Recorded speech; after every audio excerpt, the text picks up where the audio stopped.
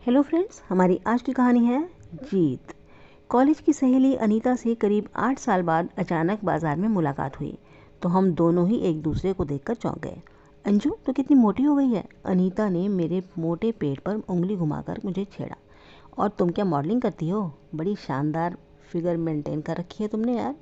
मैंने दिल से उसके आकर्षक व्यक्तित्व की प्रशंसा की। थैंक यू, पर तुमने अपना वज़न इतना ज़्यादा क्यों? अरे, अब 2 बच्चों की माँ बन चुकी हूँ, मोटापा तो बढ़ेगा ही ना। अच्छा ये बता, तुम दिल्ली में क्या कर रही हो? मैंने विषय बदला। मैंने कुछ हफ्ते पहले ही नई कंपनी में नौकरी शुरू की है। मेरे पति का यहाँ ट्रांसफ़र हो जाने के कारण मुझे भी अपनी अच्छी खासी नौकरी छोड़कर मुंबई से दिल्ली आना पड़ा। अभी तक यहाँ बड़ा अकेलापन महसूस हो रहा था, पर अब तुम मिल गई हो तो मुझे मन भी लग जाएगा। मेरा घर पास ही है, चल वहीं बैठकर गपशप करते हैं। आज एक ज़रूरी काम है, पर बहुत जल्दी तुम्हारे घर पति और बेटे के साथ आऊँगी। मेरा कार्ड रख लो और तुम्हारा फ़ोन नंबर मैं सेव कर लेती हूँ। और फिर उसने अपने पर्स से कार्ड निकालकर मुझे पकड़ा दिया। मैंने सरसरी निगाह कार्ड पर डाली तो उसकी कंपनी का नाम पढ़कर चौंक उठी। अरे, तुम तो उसी कंपनी में काम करती हो जिसमें मेरे पति आलोक करते हैं। कहीं वे आलोक तो तेरे पति नहीं जो सीनियर सेल्स मैनेजर हैं? वही मेरे पति हैं। क्या तुम उनसे परिचित हो? बहुत अच्छी तरह से। मैं उन्हें शायद ज़रूरत से ज़्यादा ही अच्छी तरह से जानती हूँ।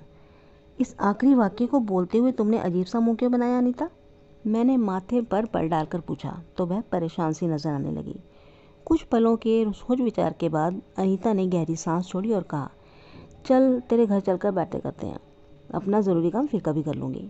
हाँ हाँ चल, ये तो बता कि अचानक इतनी परेशान क्यों उठी? अंजू, कॉलेज में तुम्हारी और मेरी बहुत अच्छी दोस्ती थी ना? हाँ, ये तो बिल्कुल सही बात है।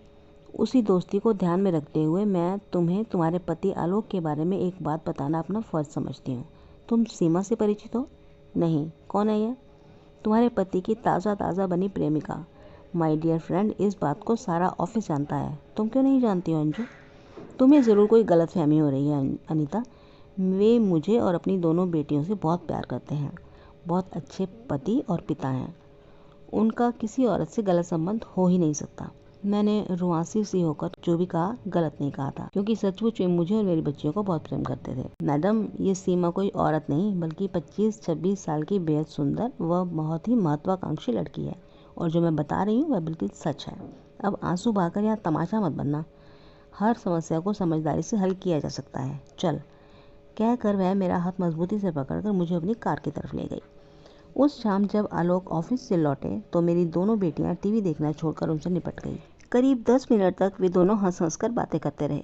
मैंने उन्हें पानी का गिलास पकड़ाया तो मुस्कुराकर मुझे आंखों से धन्यवाद कहा। फिर कपड़े बदलकर अखबार पढ़ने बैठ गए। मैं कनखियों से उन्हें बड़े ध्यान से देखने लगी। उनका व्यक्तित्व बढ़ती उम्र के साथ ज़्यादा आकर्षक हो गया था। नियमित व्यायाम, अच्छा पद और मोटा बैंक बैलेंस पुरुषों की उम्र को कम दिखा सकते हैं। उनका व्यवहार रोज़ के जैसा ही था, पर उस दिन मुझे उनके बारे में अनीता से जो नई जानकारी मिली थी उसकी रोशनी में वे मुझे अजनबी से लग रहे थे। मैं भी कितनी बेवकूफ़ हूँ जो पहचान ही ना सकी कि इनकी ज़िंदगी में कोई दूसरी औरत आ गई है। एक ज़माना बीत गया है मुझे इनके मुंह से अपनी तारीफ़ सुने हुए। मैं बच्चों को संभालने में लगी रही और ये पिछले 2 महीनों से इस सीमा के साथ फिल्म देख रहे हैं और उसे लंच डिनर करा रहे हैं। क्या और सब कुछ भी चल रहा है इनके बीच? इस तरह की बातें सोचते हुए मैं ज़बरदस्त टेंशन का शिकार बनती जा रही थी। अनीता ने मुझे इनके सामने रोने या झगड़ा करने से मना किया था। उसका कहना था कि मैंने अगर ये 2 काम किए तो आलोक मुझसे खफा होकर सीमा के और ज़्यादा नज़दीक चले जाएंगे। रात को उन्हें मैंने एक मनगढ़ंत सपना संजीदा होकर सुनाया। आज दोपहर को मेरी कुछ देर के लिए आंख लगी तो मैंने एक जो सपना देखा उसमें मैं मर गई थी और बहुत बड़ी भीड़ मेरी अर्थी के पीछे चल रही थी। पूरी कोशिश करके मैंने अपनी आंखों में चिंता के भाव पैदा किए। अरे, तुम इसमें इतनी नर्वस क्यों हो रही हो? सपने सपने होते हैं, मेरी चिंता कम करते हुए इन्होंने मुस्कुराते हुए कहा। आप मेरे सपने की बात सुनकर हंसना मत जी। जिन लोगों ने मेरी अर्थी उठा रखी थी वे बेचारे कुबड़ों की तरह झुके होने के साथ साथ बुरी तरह हाँफ भी रहे थे। आपका छोटा भाई कह रहा था कि भाभी को ट्रक में शमशान घाट ले जाना चाहिए और आपकी आंखों में आंसू कम और गुस्सा अधिक था। मुझे उस वक्त भी आप ऊंची आवाज़ में कोस रहे थे कि मैंने 1000 बार इस मोटी भैंस को समझाया होगा कि वज़न कम कर ले, नहीं तो तेरी अर्थी उठाने वालों को बाजा बज जाएगा, पर इसने मेरी कभी नहीं सुनी। भाइयों, हिम्मत ना हारना, मैं तुम सबको 500-500 रुपये इसे ढोने के दूंगा। आपके मुंह से अपने लिए बार बार मोटी भैंस का संबोधन सुनकर मैं अर्थी पर लेटी लेटी रो पड़ी थी और फिर झटके से मेरी आंखें खुली तो मैंने पाया कि मेरी पलकें सचमुच आंखों से भीगी हुई हैं। अब मुझे एक बार ज़रा सच सच बताओ, मुंह से तो आप मुझे कभी मोटी भैंस नहीं कहते, पर क्या मन ही मन आप मुझे मोटी भैंस कहते हो? मैंने बड़े भावुक अंदाज में पूछा तो वे ठहाका मारकर हंस पड़े। मैं फ़ौरन रुआंसी होकर बोली, मैंने कहा था ना मेरी बात सुनकर हंसना मत। आप अंदाज़ा भी नहीं लगा सकते हो कि मैं दोपहर से मन ही मन कितनी दुखी और परेशान हो रही हूँ। लेकिन आज मैं आपसे वादा करती हूँ कि जब तक अपना वज़न 10 किलो कम न कर लूँ तब तक बच्चों के कमरे में सोऊंगी। अरे यह क्या बच्चों जैसी बातें कर रही हो? वे पहले चौंके और फिर नाराज़ हो उठे। मुझे छिड़को मत प्लीज़, मेरी इस प्रतिज्ञा को पूरी करने में मेरा साथ देना पड़ेगा आपको। लेकिन प्लीज़। और अपना तकिया उठाकर अपनी बेटियों के पास सोने के लिए उनके कमरे में पहुंच गई। वज़न कम करना आसान नहीं है, ये हम जैसे मोटे लोग जानते ही हैं, लेकिन तन मन में आग से लगी हो तो ये वज़न यकीनन कम हो सकता है। अनीता ने इस मामले में मेरी पूरी सहायता की थी। उसकी देख रेख में मेरा वज़न कम करो अभियान ज़ोर शोर से शुरू हो गया था। वह रोज़ मुझसे रिपोर्ट लेती और मेरा मनोबल ऊंचा रखने को मुझे खूब समझाती। आलोक के ऑफिस चले जाने के बाद मैं उस जिम पहुंची जिसका ट्रेनर अनीता की पहचान का था। उसने मेरे ऊपर खास ध्यान दिया। मैंने जी जान से मेहनत शुरू कर दी तो मेरे वज़न में हफ्ते भर में ही फ़र्क दिखने लगा। तुम तो कुछ फिट दिखने लगी हो अंजू। आलोक के मुंह से अपनी तारीफ सुनकर मेरा मन खुशी से नाच उठा। अभी तो कुछ खास फ़र्क नहीं पड़ा है सरकार, बस आप देखते जाओ। मैंने आपकी खातिर अपने को फिल्मी हीरोइन की तरह खूबसूरत न बना लिया तो कहना। यह डायलॉग मैंने उनकी गोद में बैठकर बोला था। काफ़ी लंबे समय के बाद मैंने उनकी आंखों में अपने लिए वैसी चाहत के भाव देखे थे जैसे शादी के शुरू के दिनों में देखे थे। 2 सप्ताह की मेहनत के बाद मेरा वज़न पूरा 3 किलो कम हो गया। मैं अपने को ज़्यादा फिट महसूस कर रही थी, इसलिए मेरा मूड भी अच्छा रहने लगा था और आलोक व मेरे संबंध मधुर हो गए थे। अगले रविवार की शाम हम फिल्म देखने गए। उसके अगले रविवार को हमने डिनर बाहर किया, फिल्म भी देखी और चाइनीज़ भी खाया। वैसे मेरा उनके साथ घूमने जाना बहुत कम हो गया था क्योंकि घर के कामों से ही मुझे फुर्सत नहीं मिलती थी, लेकिन अब मैं किसी भी तरह उन्हें तैयार करके हर संडे घूमने ज़रूर जाती। दोनों बेटियां कभी हमारे साथ होती तो कभी पड़ोसी निशा के घर पास छोड़ देती।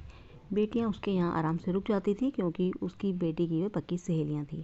अपने वज़न घटाओ अभियान के शुरू होने के 1.5 महीने भर बाद मैंने नए 4 सूट सिलवा लिए। जिस दिन शाम को मैंने पहली बार नया सूट पहना उस दिन मैं ब्यूटी पार्लर भी गई थी। वाह, आज तो गजब ढा रही हो। मुझ पर नज़र पड़ते ही ऑफिस से लौटे आलोक का चेहरा खुशी से खिल उठा। सचमुच अच्छी लग रही हो ना? मैंने छोटी बच्ची की तरह इतराते हुए पूछा। सचमुच बहुत अच्छी लग रही हो। मेरे ताज़ा शैम्पू किए बालों में उन्होंने अपना चेहरा छिपा लिया। आज मैंने आपके पसंदीदा कोफ्ते बनाए हैं। खाना जल्दी खाकर बच्चों के साथ आइसक्रीम खाने चलेंगे और फिर उसके बाद क्या करेंगे? सोएंगे। करेक्ट। लेकिन आज तुम अपने कमरे में सोओगी, है ना?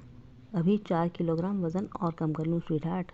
नहीं, आज तुम बच्चों के कमरे में नहीं सोओगी, ये मेरा हुक्म है। मैंने उनका हुक्म ना मानने का कारण बताया तो वे चिल्लाए, पर अंत में उन्होंने जिद छोड़ दी। अनीता के मार्गदर्शन और मेरी मेहनत का कमाल देखिए कि 3 महीने पूरे होने से पहले ही मैंने 10 किलो वज़न कम कर लिया। और आज वो मुझसे मिलने आई तो अचानक ही मुझसे पूछ बैठी, सीमा से मुलाकात करने की पूरी तरह तैयारी है ना? हाँ, मेरी मुट्ठियाँ भिज गई। तुम चाहो तो मैं तुम्हारे साथ चल सकती हूँ। नहीं, उससे मैं अकेले ही निपट लूँगी। गुड। मेरी पीठ थपथपाकर वह चली गई। उस गुरुवार की शाम 7 बजे के करीब मैं आलोक की प्रेमिका सीमा की पहली मुलाकात के लिए उसके फ्लैट पर पहुंच गई। वह फ्लैट में अपनी विधवा माँ के साथ रहती थी। मेरी घंटी बजाने पर दरवाज़ा उसी ने खोला। मुझे सामने देखकर उसकी आंखों में जो हैरानी के भाव उभरे उनसे मैंने अंदाज़ा लगाया कि वह मुझे पहचानती है। मैं अंजू हूँ, तुम्हारे सहयोगी आलोक की पत्नी। मैंने उसे अपना परिचय दिया तो वह हैरानी को छिपाकर स्वागत करने वाले अंदाज में मुस्कुराने लगी। आइए प्लीज़ अंदर आइए अंजू जी। उसने दरवाजे के सामने से हटते हुए मुझे अंदर आने की जगह दी। रसोई में काम कर रही उसकी माँ ने मेरी तरफ कौतूहल भरी दृष्टि से देखा ज़रूर, लेकिन मैं ड्राइंग रूम में नहीं आई। मैं आज पहली बार तुम्हारे घर आई हूँ, लेकिन मैंने जानबूझकर अपना वाक्य अधूरा छोड़ दिया। लेकिन क्या अंजू जी? अब वह पूरी तरह चौकन्नी नजर आ रही थी।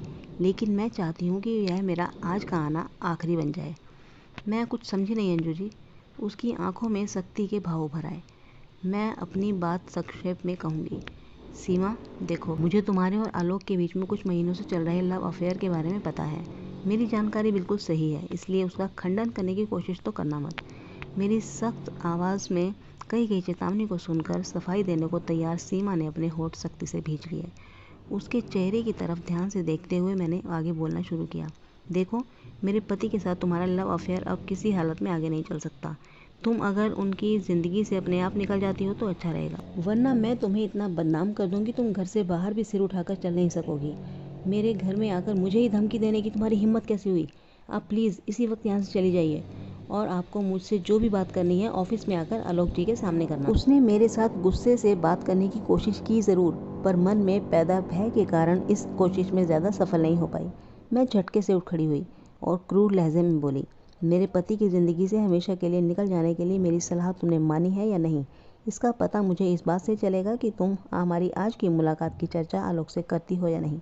अगर तुम्हें थोड़ी सी भी अकल है तो आलोक से मेरे यहाँ आने की बात में कुछ मत कहना और एक झटके में उसके साथ अपने प्रेम संबंध समाप्त कर लेना। तब मेरा आज यहाँ आना पहला और अंतिम बार होगा। लेकिन तुम्हें अपनी इज्जत प्यारी ना हो तो ज़रूर आलोक से मेरी शिकायत कर देना, तब मैं तुम्हारी फजीहत करने यहाँ बार बार लौटूंगी। सीमा, हो सकता है मैं आलोक को सदा के लिए खो दूँ, पर मैं तब तक तुम्हें इतना बदनाम कर दूंगी फिर कोई अन्य इज्जतदार युवक तुम्हारे जीवन साथी बनने को कभी तैयार न होगा। उसे चेतावनी देते हुए मैंने मेज़ पर रखा शीशे का भारी फूलदान हाथ में उठा रखा था। मेरी इस हरकत से डरकर वह झटके से उठ खड़ी हुई। उसके हाथ पैर कांपने लगे। मैंने फूलदान सिर से ऊपर उठाया तो उसकी चीख सारे घर में गूंज गई। उसे ज़रूर ऐसा लगा होगा कि मैं फूलदान उसके सिर पर मार दूंगी। मैंने उसके सिर को तो बख्श दिया, पर फूलदान जोर से फर्श पर दे मारा। कांच के टूटने की आवाज़ में सीमा के दोबारा चीखने की आवाज़ दब गई। Good bye and good luck Seema, अगर मुझे यहाँ फिर से आना पड़ा तो तुम्हारी खैर नहीं। मैंने उसे कुछ पलों तक गुस्से से घूरा और फिर दरवाजे की तरफ बढ़ गई। उसकी माँ भी ड्राइंग रूम में खड़ी हुई थर-थर काँप रही थी। अपनी बेटी को समझाना कि वह मेरे रास्ते से हट जाए, नहीं तो बहुत पछताएगी। अपनी चेतावनी सीमा की माँ के सामने दोहराकर मैं उनके फ्लैट से बाहर निकल आई। आज उस मुलाकात को 2 महीने बीत चुके हैं और आलोक ने कभी इस बाबत कोई जिक्र मेरे सामने नहीं छेड़ा। अनीता का कहना है कि सीमा ने आजकल आलोक से साधारण बोलचाल भी बंद कर रखी है, और बस यही मेरी जीत थी।